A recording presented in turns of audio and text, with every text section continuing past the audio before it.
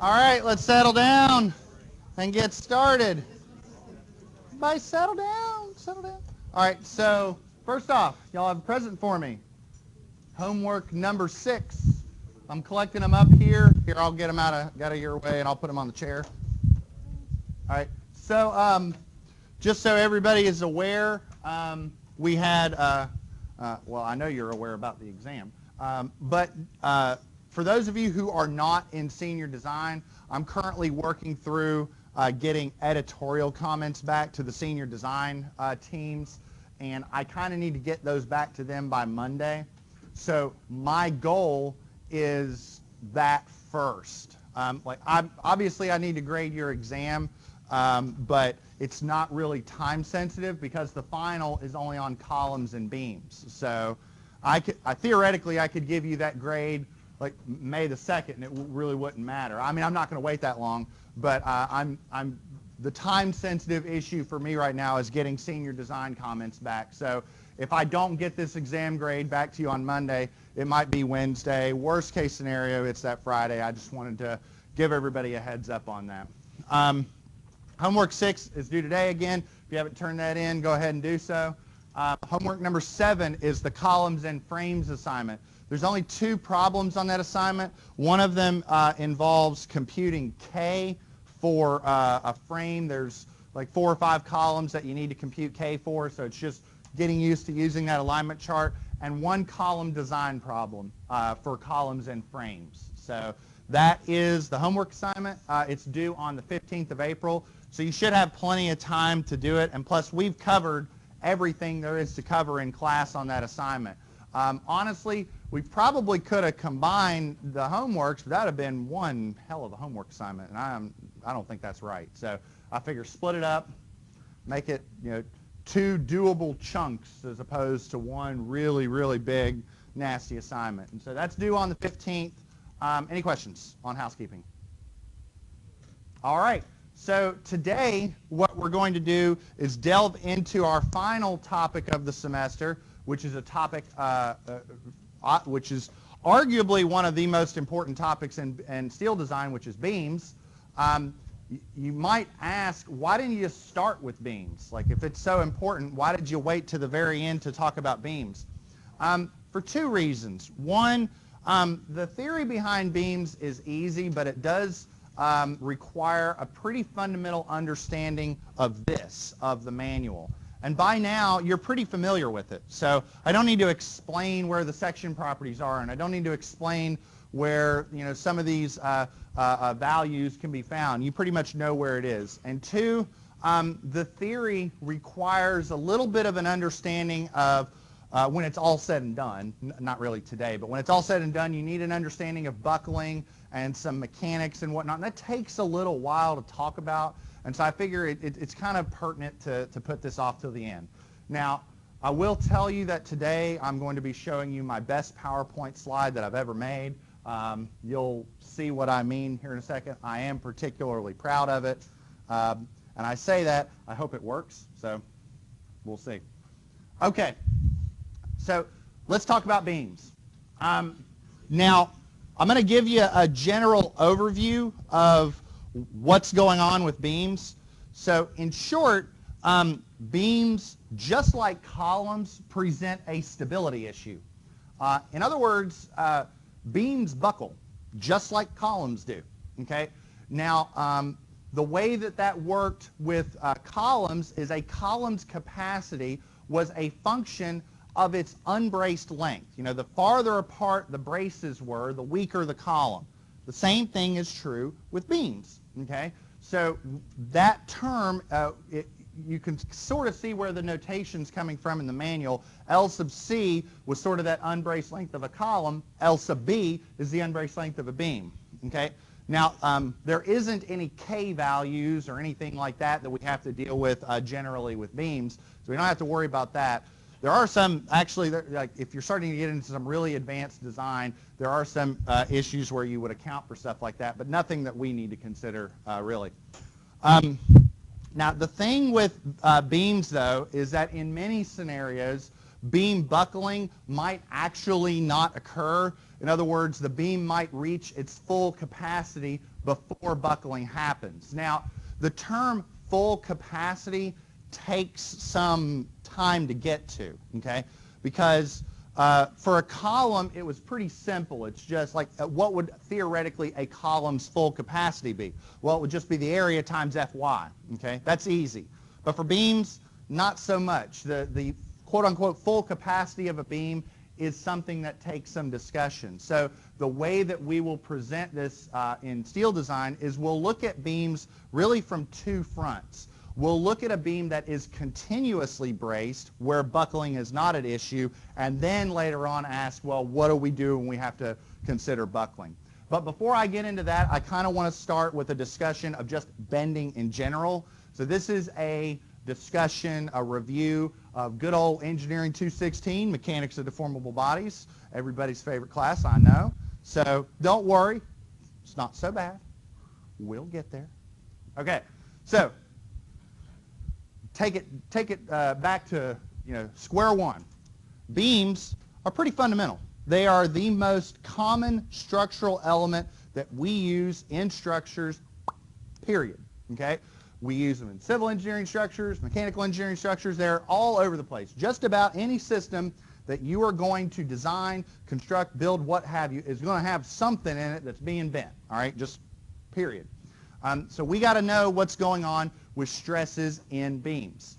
Okay? Now, let's break it back even further to a little bit of Engineering 213, a little bit of statics or structural analysis if you don't want to think about statics. Either one's fine. So we have a structure. It's got some loads on it. Really doesn't matter what those loads are. We take that secret weapon of structural engineering, samurai sword or a lightsaber if you're a sci-fi fan. There we go. Sound effects are welcome, we cut a section through and we split it apart. Now remember, statics tells us that those internal force components are equal and opposite, right? So I have them drawn according to their positive sign convention. So we have an axial load that's acting in tension. We have a moment that's causing smiley face bending, positive bending, and then positive shears as well.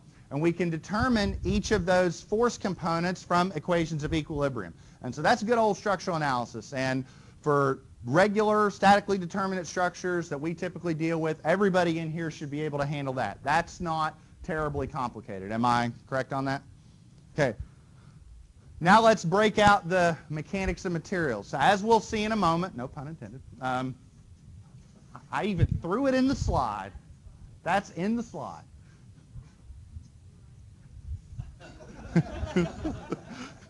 It's my last chance to do stuff like that, so I had to throw it in the slide. Now, all right, so as we'll see in a moment, every one of those components generates a stress, okay? So for instance, if I have an axial load on an element, that generates an axial stress, P over A, right? I have 100 pounds applied over an area of 2 square inches, that's 50 psi, right? That's regular old sigma equals P over A, okay? So axial forces generate a stress. Now shear forces generate a stress. They generate shear stresses. We'll deal with that later. That's later. I'm not worried about that right now. Right now, I want to try and figure out what's going on with that bending moment, okay? Bending moments generate stresses as well. And at this point, I'm going to assume that you all don't know what I'm talking about in terms of what that formula is. Well, essentially, in order to derive that formula, I got to make some assumptions. So I'm going to start off assuming that my material, steel in this case, is behaving linearly, which is, in other words, it follows Hooke's law that the stress and the strain are linearly proportional according to a material constant that we call Young's modulus. And pop quiz, what's Young's modulus for steel? There we go. 29,000 what? Units. All right. We assume strain compatibility. In other words, that plane sections remain plane. All the deformation is linearly proportional. And this third one doesn't really show up too often in most structural analysis situations unless you're dealing with like frame stability and whatnot, the idea of small deflections. So we don't have to consider equilibrium of the displaced section. Do you remember me mentioning that idea of the guy on top of the hill with the backpack and he gets shoved, and that knocks them off center, which causes more moment, which goes off center, how it builds upon itself. That is a second order effect. For the derivation of this theory, I'm assuming first order effects. I don't need to worry about that effect because the displacements are really, really small. So essentially what I'm doing is I'm going to treat the problem as follows. I've got a beam and I've got an arbitrary cross section. So if I samurai sword or lightsaber through the section, it just looks, I've just got it assumed that it looks like some random shape. It could be an I-beam, it could be a rectangle, it could be whatever. It really doesn't matter. Now notice my coordinate system. I've got the y-axis and the x-axis going like this. The x-axis is going along the beam, okay? The y-axis is going in the direction of gravity, but notice how the x-axis is going through the centroid. So I've got, this is where the centroid is of that shape. In other words, the centroid is essentially where y equals 0. Okay? Now using statics, I can determine what's going on with the bending stress or the bending moment and the axial force inside the beam, but that doesn't tell me what's going on with the stresses. Okay? So I've got two unknowns, and so essentially what I'm going to do is I'm going to assume that my stress function follows something like this. So we'll say that the stresses are some constant plus some other constant times y. And I'm saying times y because I'm saying my stresses vary as I go up and down. So my stress profile looks something like this, but I don't know what those constants are. And I'm calling it C1 and C2 because I don't want to get mixed up with beam dimensions and things like that. So I figure just calling them arbitrary constants will work out. Now, we've got this function here, which is the equation of a line, and I've got two unknowns. And so I need two equations that will define what those unknowns are. Well, the way that works is this. The way that I determine those unknowns, and I don't have it on the slides here, but essentially we use these relations here in order to determine our unknowns. And I'm going to show you kind of how. Would you agree that an axial force, so we generally define stress as P over A. Would that be a fair statement? So would you agree that on a little itty-bitty element, that the force on that element is the stress times some differential element, right? And so if I integrated that over the area, would you agree that that would basically be the axial force? Would you agree with that? Did I go too fast on that? Okay, so that is one of my equations. So what I can do is I can sort of expand that out, and I can say, well, that's the integral of C1 plus C2 times y dA. And then I can split that up. So I can say C1 times the integral of dA plus C2 times the integral of y dA. Would that be a fair statement? Okay, so get this out of the way. So let's see if we can define a couple things. So let's go back to some calculus. Ooh, bringing it back, right? So what I'm going to do is I'm going to define some terms. So if I integrate over the area some dA term, what would be a name for that? Anybody have a name for that? I would call that the area. My goodness. It's Friday, right? Is that what it is? Right? Remember, dA is that little differential element, right? And I'm summing it over the area, so that's the area, right? Okay, so that would be a differential element of area. This right here would be a first moment of area.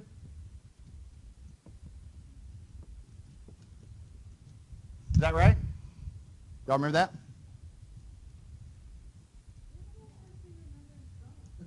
Did y'all not do this in calculus? Does it matter? Either Calc 1 or Calc 3. You should have done this in one of them. Never did this? Hold on. How about this? Whoa. Everybody. Do you all remember this? That if you take this divided by that. You get the centroid? Because all this is just another way of writing that, right? Yeah. Hold on, this is just a sum, right? You do know that integrals are sums, right? Oh, God.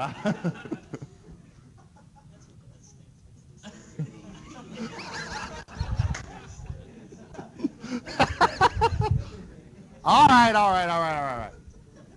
Everybody, just bear with me. You're going to see where this is going in a second. You're going to see where this is going in a second. Just bear with me. All right? So here's what I propose. This term here is C1 times the area plus C2, and this is this first moment of area. This first moment of area, I'm saying, corresponds to the centroid. And where is the centroid? It's at 0. Okay? So what I'm saying is that this term is 0. And so what do we have for our equation? We have that P is C1 times A, or C1 is P over A. Is everybody with me on this? Everybody's looking at me like, we didn't expect a calculus lesson in steel design, Dr. Mike. I told you that some of my classes had that little chili pepper next to it with the C. Well, there you go.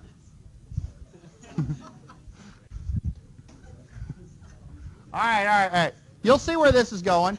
Hey, you should have done this in 216. That's all I'm saying. So C1, guys, bear with me. All right. Did this make sense, though, seriously? Did this make sense? Anybody have any questions? Where's the equation of the line? That's an assumption. I'm assuming that the stresses look like that based on the fact that I'm assuming the materials behaves linearly and the strains remain linear. That's where that comes from. That's a good question. When do you know to make those assumptions? Generally, when the stresses and strains are small. And I'm gonna bear with me. Because I've located my coordinate system so that it goes through the centroid. See, the centroid is 0. And so this can't be 0, which means that has to be 0. This is good stuff. Everybody with me? Now, this is area. This is the first moment of area.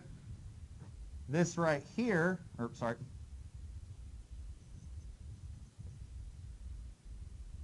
this is the second moment of area.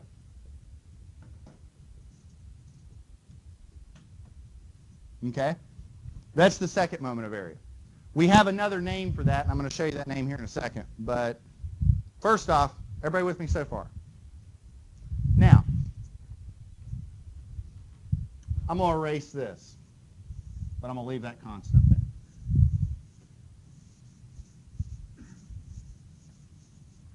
Now, we said that sigma times a dA and then integrated was a force.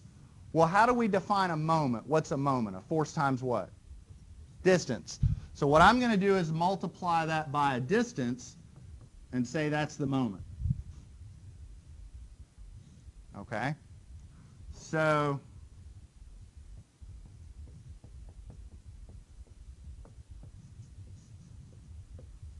right? Everybody with me?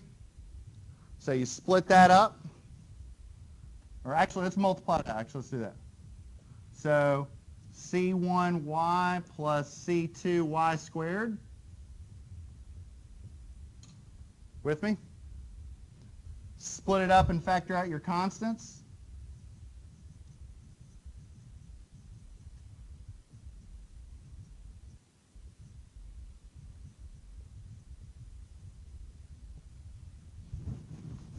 With me on that? What happens here? 0. And so that's C2 times the integral of A y squared dA. You with me on that? So far, so good. Now, we have a name for this second moment of area, okay? We have a special name for it. We call it the moment of inertia. We call it the moment of inertia about the x-axis. And the reason why we call it the moment of inertia about the x-axis is if you have some shape, and here's the centroid, how far is it from the x-axis? It's y. So that's why when we integrate y squared, that's a moment of inertia with respect to the x-axis. Everybody with me so far? So therefore, what do we have? We have m equals C2 times Ix, or C2 is m over Ix. Would you agree with that? Yes.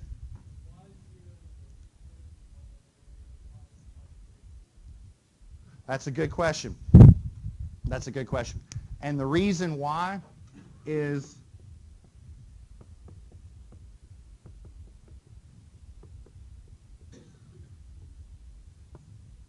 basically the parallel axis theorem. Remember, what you do is you sum up that. Remember that? You sum up that. So just because that's 0 doesn't mean that is.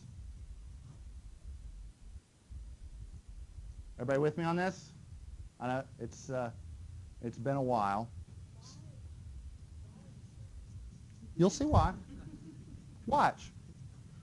Just no, I'm getting there. Because, all right, you with me here, right? I use these two equations to solve for those constants, and that yields this. Why am I showing you this? So that you all understand where that comes from. Remember that whole sigma equals my over I? This is where it comes from. Everybody's complaining about 216. Well, there's some 216 for you.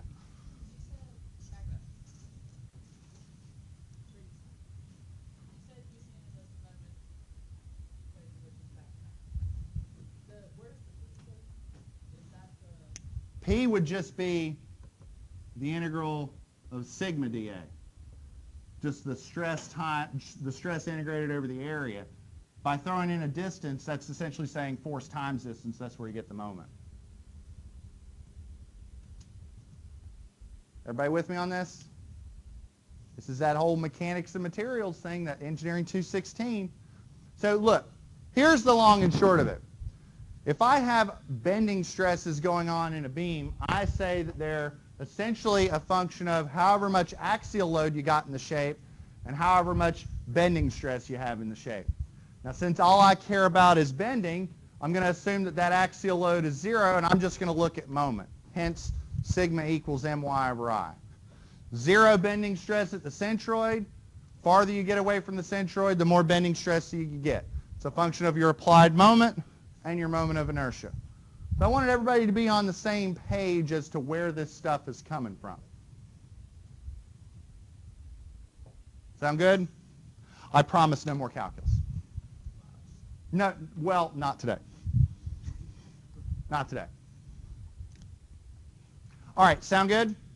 Now, so would you agree that if here's my centroid, the largest bending stresses are either going to be on the top of the section or the bottom of the section. And if it's doubly symmetric, they're going to be the same, right?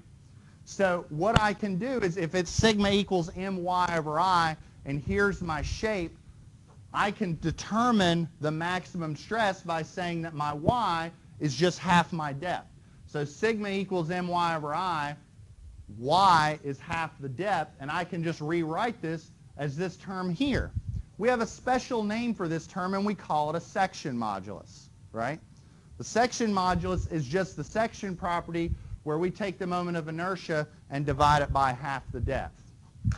Turn to table 1-1.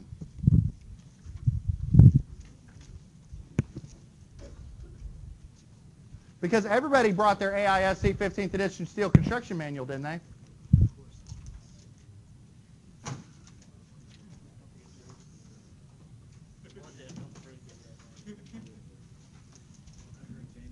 My goodness.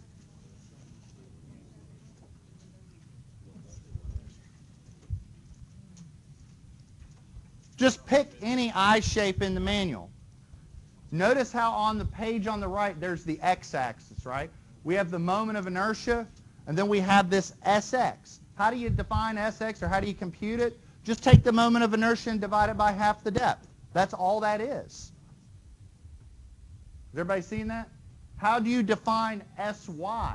We take the moment of inertia about the y-axis, and you divide it by however far it is from here to here, which is what? Half of BF. So if you want to see where those values are coming from, that's where they're coming from. What? It's rounded to significant figures. Come on. My goodness. You need to understand it.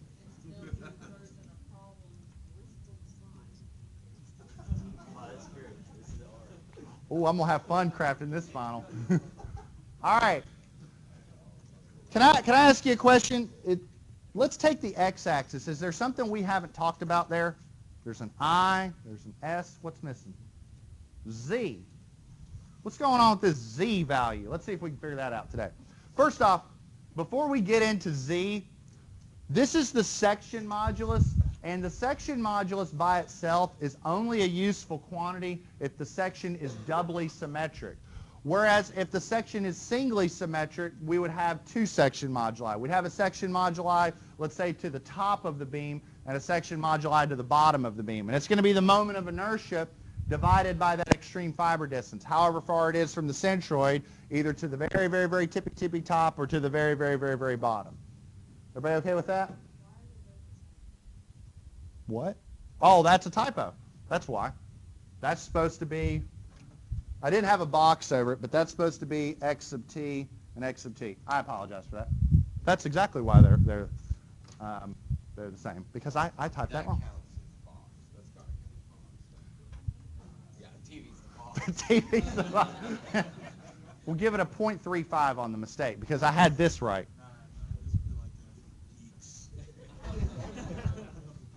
0.4, that's all you're getting. That's 0.4, that's all you're getting. So, all right. Yeah. It's 0.4, final offer. Okay. Is everybody with me on this so far? Okay. Now, here's the thing. Okay. Let's say that we have a beam and we have a limiting stress. In other words, what I mean by that is we know the stresses in a beam, and we say, well, I'm going to limit that top flange stress, let's say, to Fy. In other words, here's my beam, and we agree that the stresses are the highest on the top or highest on the bottom. So let's limit this stress to Fy and figure out how much moment would cause that stress to equal Fy. So what I can do is I can say, well, sigma equals My over I, or M over S, set the stress equal to Fy and solve for M, and that generates what's called a yield moment. So a yield moment would be defined as Fy times the section modulus. Would everybody be okay with that?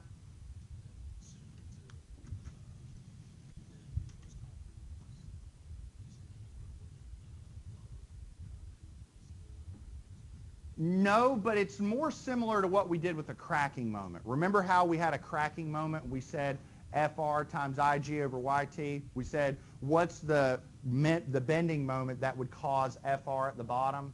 That would be the more similar analogy. Does that make sense? Everybody else okay with that? Okay.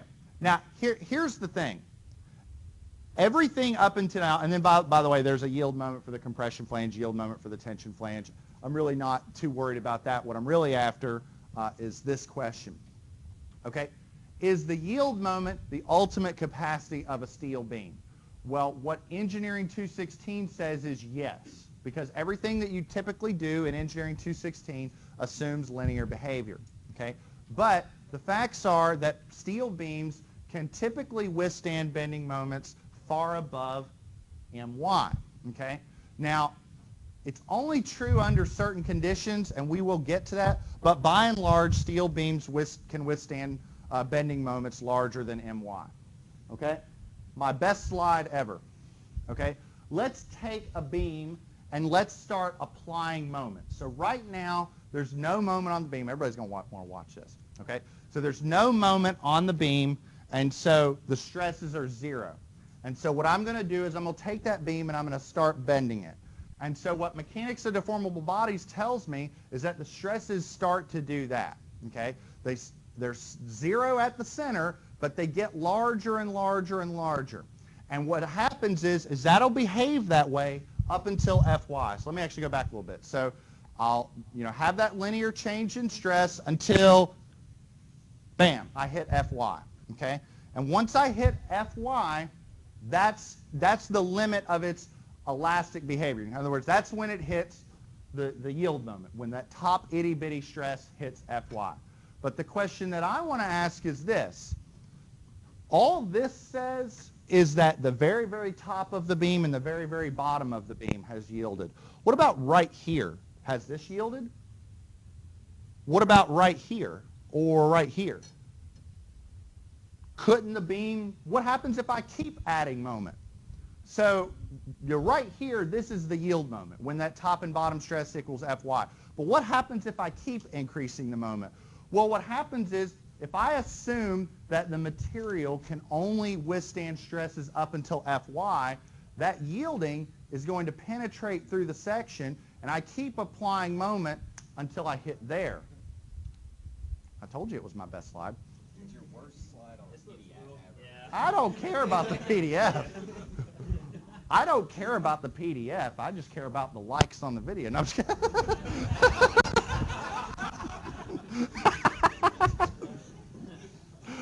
I really don't care. I just couldn't help it.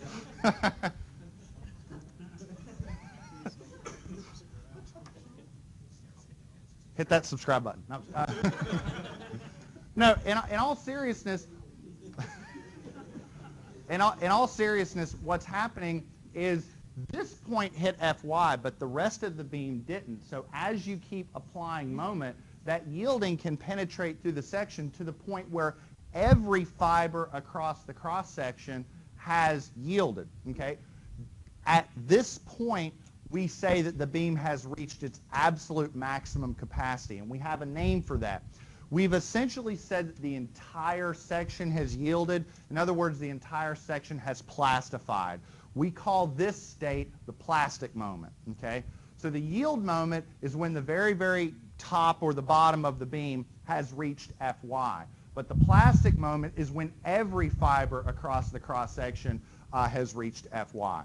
Now, I'm going to give you a little bit of a spoiler alert so that you're aware, but essentially the yield moment is defined as the yield stress times some section modulus. But the plastic moment is going to be defined as whatever this yield stress is times a plastic section modulus, this term Zx. Okay? Now, if it makes you feel better, and I hope it does, it's actually easier to compute Zx than it is Sx. It's actually a lot easier. But it's also something that you probably have never done before. Everybody who's in here who's had me for reinforced concrete design, at the very least, has computed a moment of inertia. So if you can compute a moment of inertia, you can take that moment of inertia and divide it by a distance to get Sx. But Zx is probably something that well, I know it's something you've never computed before because it's a steel design concept. However, you're going to find here in a little bit how Zx computations are eerily familiar to something that we've done in concrete design. We probably won't attack it until later, but I'll show you something here in a second. So first off, I want to introduce some new terminology to you, okay? The first thing I want to do is I kind of want to introduce a new centroid. I know that's a weird term, but I'd like to introduce a new neutral axis. So the terms that I'm going to use are elastic neutral axis and plastic neutral axis. So the elastic neutral axis, bless you, the elastic neutral axis is what you all have seen before. The elastic neutral axis is this, okay? The sum of AY over the sum of A. Everybody in here who's had statics or me for concrete or whatnot, you've done centroid calculations, and that's what you're used to. The plastic neutral axis is something different, okay? The plastic neutral axis is where C equals T, okay? In other words, where the compressive forces equal the tensile forces. Now, in concrete design, we did something very similar to that. For instance, when you have a singly reinforced concrete beam, right? Let's say it's a rectangle. Well, where's the centroid of that rectangle? Well, it's H over 2, right? But where does C equals T when you're looking at ultimate capacity? Well, it's wherever your stress block is, right? You know, you have 0.85 FC prime AB in compression, and you have ASFY in tension, and you figure out whatever A needs to be such that C equals T. And it's not the same spot, right? They're not necessarily the same thing. Because of symmetry, the plastic neutral axis and the elastic neutral axis might not be in the same location. You might have something like this. Now, this is a doubly symmetric section. And in a doubly symmetric section, you will find that the elastic neutral axis and the plastic neutral axis are in the same place. In other words, that's where the centroid is. And if you samurai sword or lightsaber through the section, this area up top is going to equal this area down below. Well, if you have single symmetry, in other words, like one flange is bigger than another, you might find that the centroid is right here, but you might find that the plastic neutral axis, where the area up top equals the area down below, has moved. And the reason why that moves is because it moves in order to maintain equilibrium. In other words, I really am not this good, but what you would find is that as this animation was going on, you'd find this point moving up or down in order to maintain equilibrium, in order to maintain that C equals T distribution. Yes? I'm not there. I'll get there one day. And well, thank you. Now, one thing I wanted to show you a while back, and I really wasn't able to do that because we were not there in class, but do you remember when we were first looking at angles, and I said just don't use the YP value, just don't use it, but I didn't really tell you why. This is why. If you look at an angle is not a symmetric shape, okay? And so if you look at its properties, you will see that there are properties related to the centroid, and then there are properties related to the plastic neutral axis. In other words, if I samurai sword or lightsaber through where this YP line is, the area up top equals the area down below. And that does not necessarily mean the same place where Y bar is. And Y bar is where the first moment of area divided by the area lies. So does that make sense? It's not necessarily the same place. I just want to make sure that you understand the difference in the terminology. So speaking of, you know, what essentially am I doing here, and what essentially is this ZX? Well, ZX is essentially that section property that relates to the plastic moment. The plastic moment is basically when you sum the forces about that axis where C equals T. So what is it? Well, it's the area in compression times its moment arm plus the area in tension times its moment arm. That section property in that set of parentheses, that is ZX. Okay? And it should be somewhat familiar to something that you did in concrete design. It should be somewhat familiar. So sort of see what I was getting at. It's kind of different. So, all right. Now, I will say this.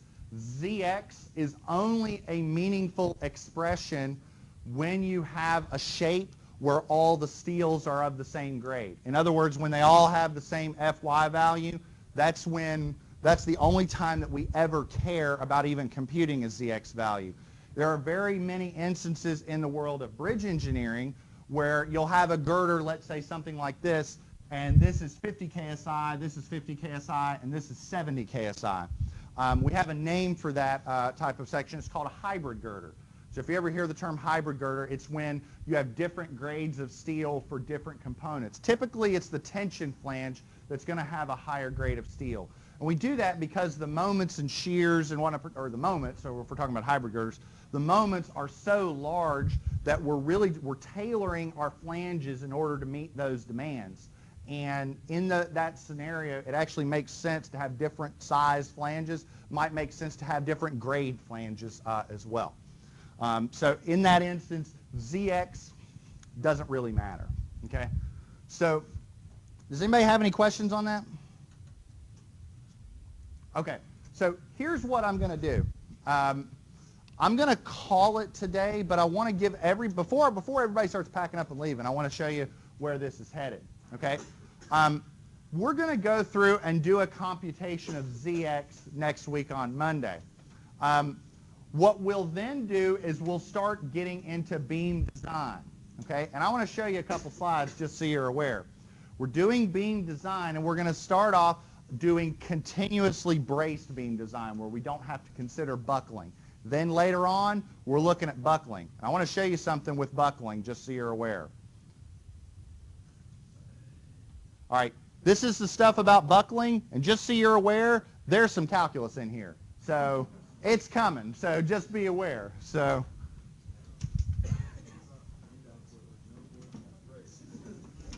be ready. Hey, brace yourself for it. That's all I got, everybody. Y'all have a wonderful weekend.